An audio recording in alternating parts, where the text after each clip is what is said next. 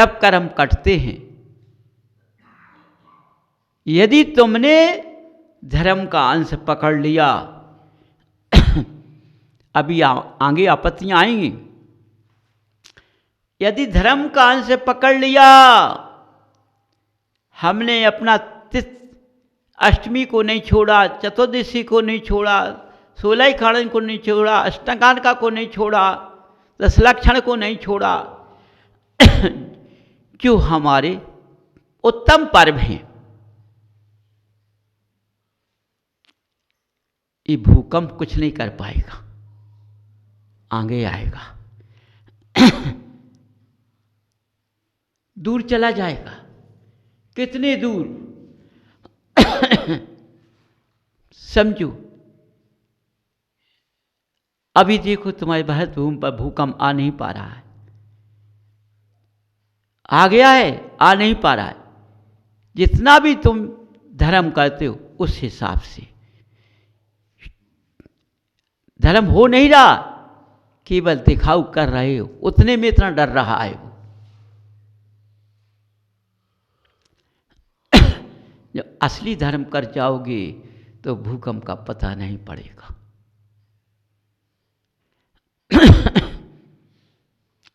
बंधुओं, इसलिए अपने कुल का ध्यान करो, अपने पर्व का ध्यान करो। ये किसी से लेने की जरूरत नहीं है, इसका नियम लेने की जरूरत नहीं है, नियम स्वयं बांधना है। मैं अब अष्टमी चतुर्दशी करूँगा, मैंने छोड़ा पकड़ा है, छोड़ा दर्शन का छोड़ा पकड़ा कि बिना दर्शन के पानी नहीं पीऊँगा। अब मैं अष्टमी व चतुर्दशी भी नहीं छोड़ूंगा।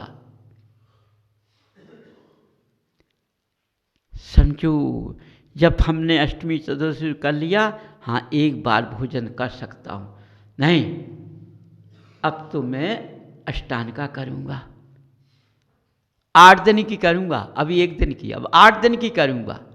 जब 8 दिन मैंने भोजन एक बार खाकर एक बार पानी पिया, अब तो मैं 16 कारण करूँगा,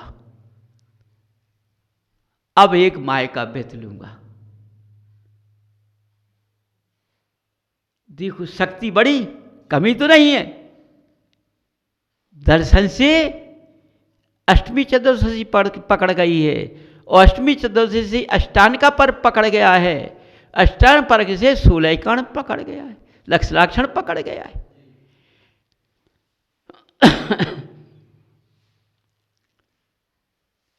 ये तुम्हारी काया जो मुलायम थी, इस पे 4 जन बैठ जाता था, जो आए वही बैठ जाते, पीड़ आई वो भी बैठ गई है ना, दुर्गंध आई वो भी बैठ गई, फिर नहीं बैठ पाएगी। क्यों? तुम्हारे अंदर से धर्म की अग्नि की ज्वाला निकलेगी, धर्म के अग्नि की ज्वाला निकलेगी, उस ज्वाला से ये सारी व्याधियां जल जाएंगी अपने आप, और तुम्हें पता नहीं पड़ेगा।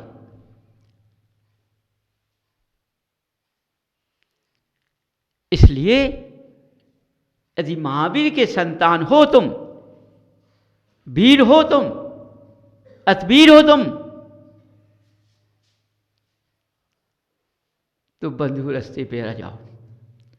देख, इस पीड़ा के लिए खड़ा होते हो, है ये पीड़ाओं का पता नहीं पड़ेगा। फिर इस भरत क्षेत्र के अंदर घर घर में भक्ति करा दूंगा मैं, और जहां से घर घर में भक्ति हो जाएगी तो पीड़ा का नाम निशान नहीं रहेगा, चौथे काल का अंश दिख जाएगा।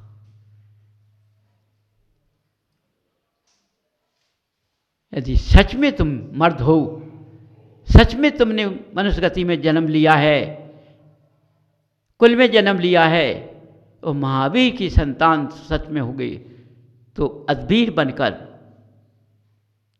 अपने धर्म मार्ग को पकड़ो। देखो तुम्हारा कल्याण कैसे नहीं होता है, निरोगी काया कैसे नहीं होती है। दवा खाने से निरोगी काया नहीं होती है, तंत्र मंत्र का टोटका गड़ा बनवाने से तुम्हारी काया पवित्र नहीं बनेगी। ये पशुओं के टकोरी पहन लेते हो। अरे पशुओं के टकोरे मत पहनो, अपना जो आभूषण उसको पहनो ना।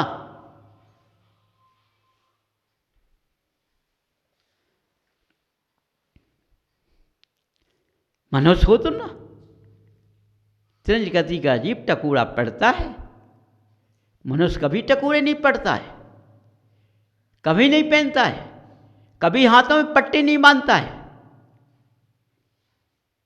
समझो,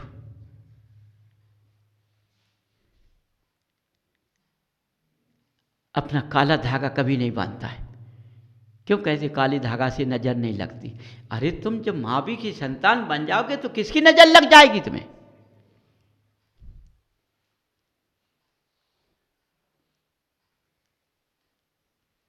इसलिए बंधुओं, सच में तुम मनुष्य गति में जन्म लिया है और भरत भूमि पर तुमने लिया है, तो महावीर की संतान तभी कह पाओगे तुम कि दर्शन विधि से लेके अपनी अष्टमी चतुर्दशी अष्टांग का 10 लक्षण पाप 16 कारण का व्रत करते हुए अपने पुद्गल को पत्थर की तरह मजबूत बनाओ। देखो तुम्हारा शरीर कैसे निरोग नहीं होता है। किसी वेद हकीम की जरूरत नहीं पड़ेगी, किसी डॉक्टर की जरूरत नहीं पड़ेगी। समझो, शक्ति का पता नहीं हो कितनी अपार शक्ति मेरे अंदर है।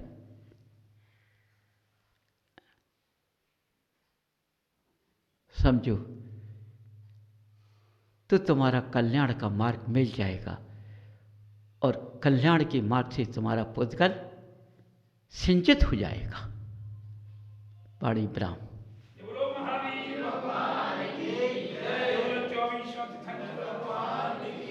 उन्होंने देखा है, किया है, जब भगवान जन्म लेते हैं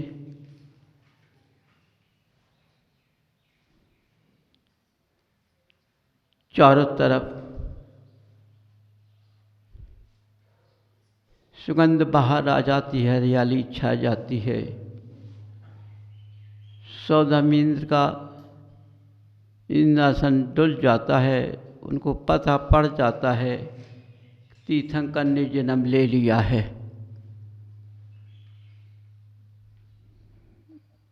सौदामिंद्र के नगर को आते हैं, कितना सधज के जब भगवान का छवि देखते हैं तो कितने नेत्र तैयार कर लेते हैं, लेकिन उनकी छवि पूर्ति नहीं होती है। जब भगवान को सुमी पर्वत पर लेकर अभिषेक करते हैं तो सौधर्म ईशान 2 इंद्रिय अभिषेक करते हैं और सारे इंद्र चमर ढोलते हैं।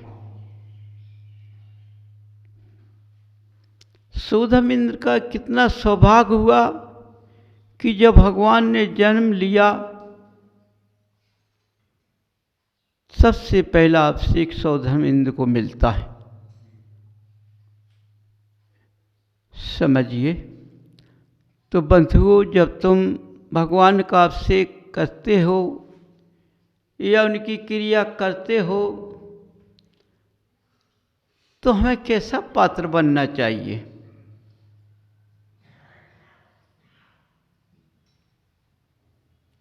हमारा पात्र इतना पवित्र होना चाहिए, इतना पवित्र होना चाहिए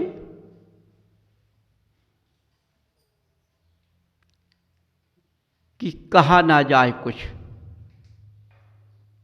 जब पात्र पवित्र होता है तो भगवान का अभिषेक करने लायक वही जीव होता है। भगवान का अभिषेक करने वाला अभक्ष का पोषण नहीं करता है, न अवक्ष की भावना होती है, न अवक्ष की वाणी निकलती है। देखो, यदि ठीक है तुमने अवक्ष का त्याग कर दिया, लेकिन तुम्हारी भावना अच्छी नहीं है, तो अभी तुम भगवान का अभिषेक करने लायक नहीं हो। वाणी तुम्हारी सही नहीं है तो तुम अभिषेक करने लायक नहीं हो। करते हो, सुधार करना चाहिए।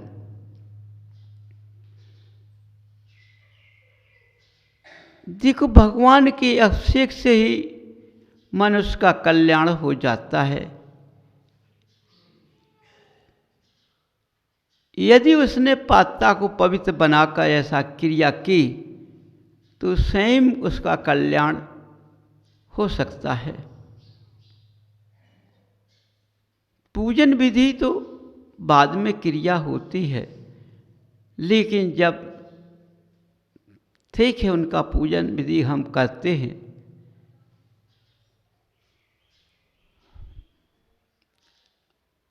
उनको देखकर खुश हो जाते हैं, उनको अपने हृदय रूपी कमल में विराजमान कर लेते हैं। यदि हृदय रूपी कमल में तुमने विराजमान नहीं कर पाया तो तुमने उनके प्रतिबिंब को चुरा नहीं पाया। बंधुओं, सबसे पहले भगवान के प्रतिबिंब को, उनकी छवि को अपने अंदर बसाना चाहिए। समझो, चाहे अभिषेक करने वाला जीव हो, चाहे पूजन करने वाला जीव हो, चाहे भक्ति करने वाला जीव हो, जब तक उनके छवि या उनके प्रतिबिंब या उनके रूप को अपने अंदर नहीं बसाएगा, अपनी दृष्टि में नहीं बसाएगा, इसलिए उसकी पूजन हमेशा अधूरी रहती है, उसकी भक्ति अधूरी होती है। क्यों? आज की दृष्टि ऐसी है कि वो आँखियों में बस नहीं सकती हैं। समझो, यदि दृष्टि सही होती है तो उनकी छवि तुम्हारे अंदर आ जाती है। जब छवि अंदर आ जाती है तो हम अभिषेक या पूजन करते हैं, जब तक उस छवि को हटना नहीं चाहिए, अंदर विराजमान होना चाहिए। समझो, तुमने विराजमान कर लिया तो उनके गुण तुम्हारे अंदर प्रकट हो जाएंगे। समझो, उनकी वाणी तुम्हारे अंदर आ जाएगी, उनकी क्रिया तुम्हारे अंदर आ जाएगी। भगवान तुम्हारी छवि से नहीं हटेंगे, तुम्हारी दृष्टि से नहीं हटेंगे। देख तक मुस्कुराते रहोगे। स्वयं तुम्हारी पात्ता इतनी पवित्र होगी कि तुम ही उस रास्ते पर चलकर उनके पद को धारण करने के लिए आगे बढ़ जाओगे। समझो, इसलिए बंधुओं, देखो, जब तक तुम पवित्र नहीं होगे, जब तक अपने पात्र को पवित्र नहीं बनाओगे, क्रांतिवान नहीं बनाओगे, तब तक ये पात्र, देखो, भगवान का अभिषेक करने वाला जीव बहुत महान होता है। पूजन करने वाला जीव यंग होता है। भक्ति करने वाला जीव पत्थर होता है। समझिए बंधु, पत्थर पुद्गल को बनाया जाता है। कैसा पुद्गल पत्थर बनाया जाता है? जब हम भक्ति में लीन हो जाते हैं तो शरीर को हिलना डुलना नहीं चाहिए। कोई भी पक्षी, कोई भी जीव पुद्गल के ऊपर बैठ जाता है, चढ़ जाता है, काटता है, तो तुमको कोई असर नहीं होना चाहिए, क्योंकि तुम्हारा ध्यान पुद्गल में नहीं है, तुम्हारा ध्यान तो भगवान की भक्ति में है, उनके रूप में बसा हुआ है, उनके छवि में बसा हुआ है, उनके ज्ञान में बसा हुआ है। जब तुम्हारी आँखियाँ ऐसी हो जाती हैं, मन के भाव पुद्गल के बाहर चले जाते हैं, भगवान के उसमें लग जाते हैं, तो इधर उधर का कुछ दिखाई नहीं देता है। समझो, आज तुम जैसे करते हो, पूजन करते हो, अभिषेक करते हो, तो भगवान का अभिषेक करते हो, लेकिन इधर उधर देखते हो। पूजन करते तो इधर उधर देखते हो। माने समझो हम उनको अपने आँखियों में बसा नहीं पा रहे हैं। अपने हृदय रूपी जब आँखियों में नहीं बसेंगे तो हृदय रूपी कमल पर कैसे विराजमान हो जाएंगे। देखो तुमने कितना प्रयास किया, प्रतिदिन जिनालय आते हो, उनका दर्शन करते हो, उनकी पूजा करते हो, उनका अभिषेक करते हो, भक्ति करते हो, लेकिन तुमने अंदर नहीं बसा पाया।